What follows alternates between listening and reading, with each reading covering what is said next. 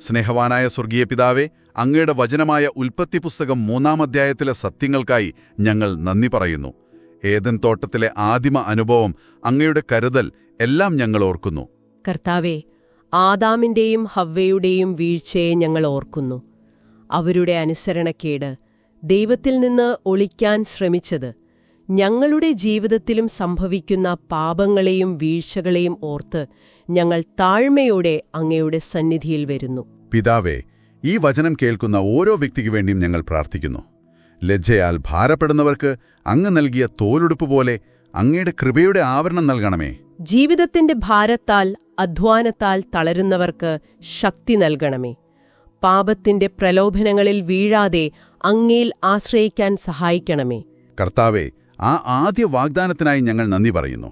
സ്ത്രീയുടെ സന്തതിയായ യേശുക്രിസ്തുവിലൂടെ അങ്ങ് നൽകിയ വീണ്ടെടുപ്പിനായി സ്തോത്രം. അവിടുന്ന് സാത്താന്റെ തലയെ തകർത്ത് വിജയം നേടിയതിനായി ഞങ്ങൾ അങ്ങയെ സ്തുതിക്കുന്നു. അങ്ങയുടെ സ്നേഹത്തിലും സത്യത്തിലും എന്നും നിലനിൽക്കാൻ ഞങ്ങളെ സഹായിക്കണമേ.